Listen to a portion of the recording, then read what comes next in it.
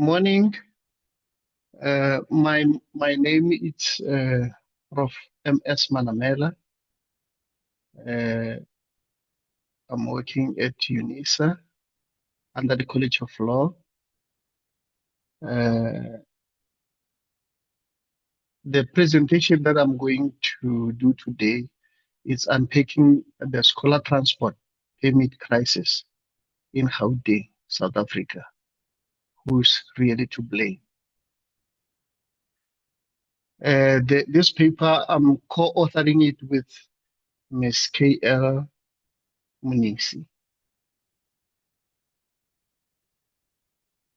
The table of contents, its introduction, aim and objectives, methodology, discussion, findings, conclusion, and a recommendation.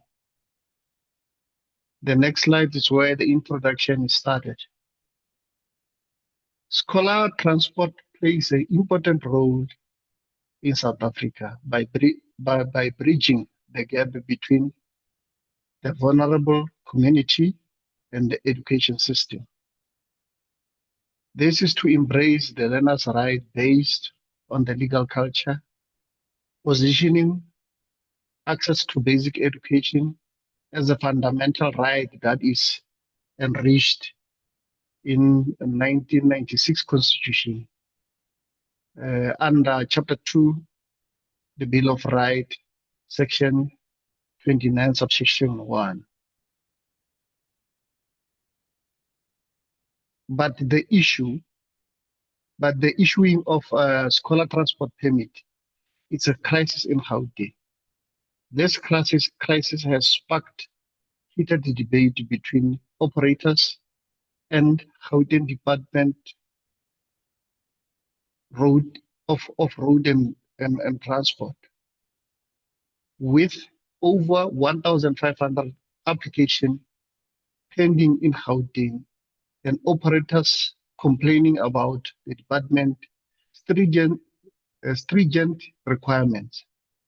Then the question on everyone's mind is, who's really to blame for this crisis? I can elaborate on saying that in previous month in April, we saw the scholar transport operators over all the provinces embarking on the strike because the government they didn't subsidize their transport. The aim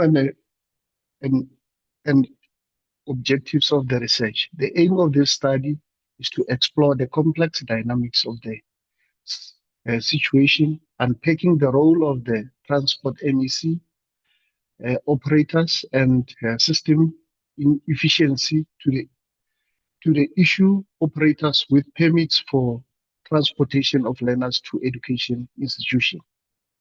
The objective of this article is to investigate and explore the root cause, such as regulatory gaps from Gauteng Department of Road and Transport, unregulated operators, and roadworthiness vehicle.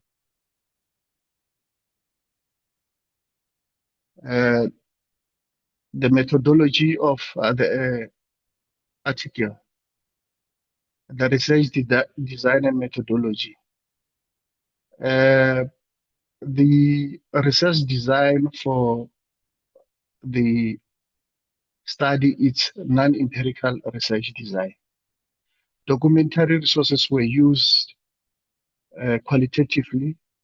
Non-probability purposive sampling was adopted to outline the key words or phrases to filter information relevant to the study purpose and the research problem.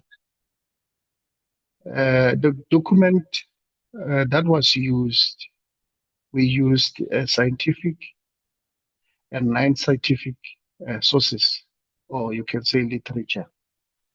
Textual analysis was adopted for data analysis. Discussion of literature and findings. In Gauteng, a legally recognized operating license or permit is required to operate scholar transport for financial benefit in accordance with the public road and transport laws. The requirements for the scholar transport operators must have the following documents when they apply for permits.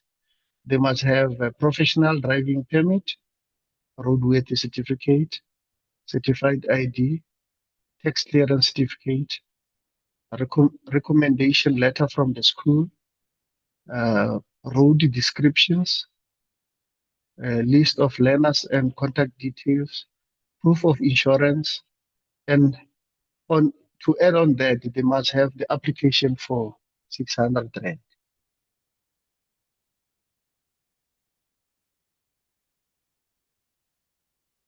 The study reveals that despite the critical role played by the scholar transport or private scholar transport operators, often find themselves unsupported by the government, facing stringent regulation, uh, their vehicle being impounded, and their financial and experiencing financial difficulties.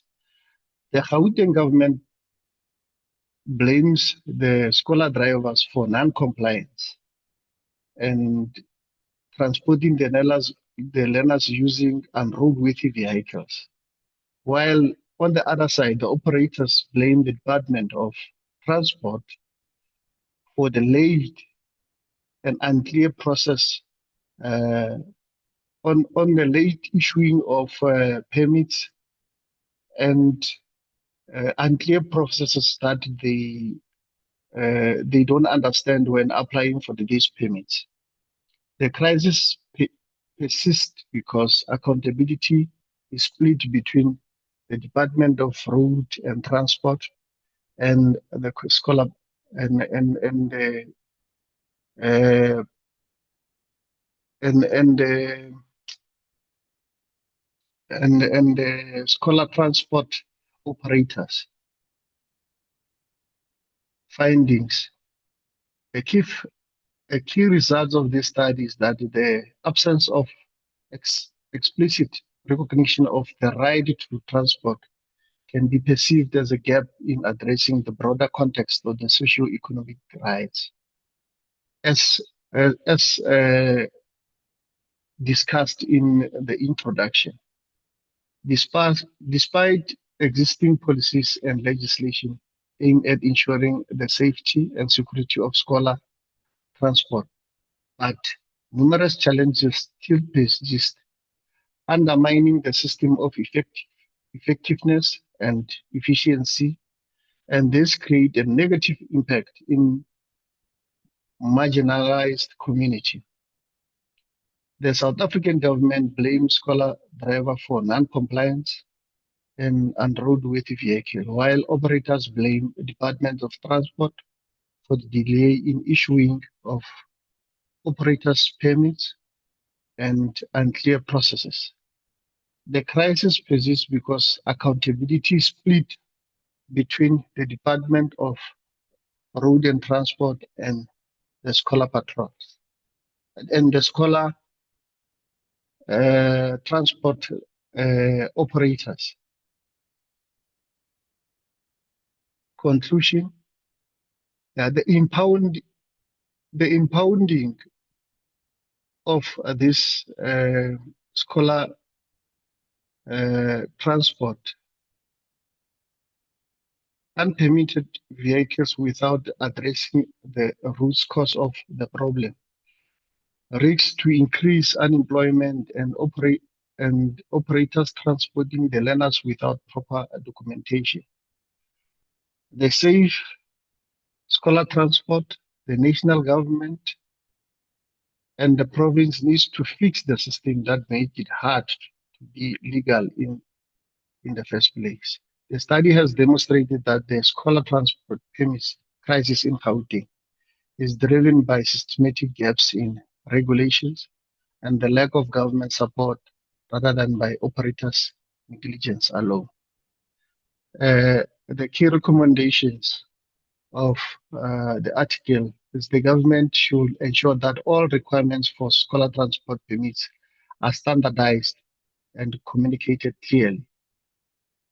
Changes to regulation should be announced well in advance.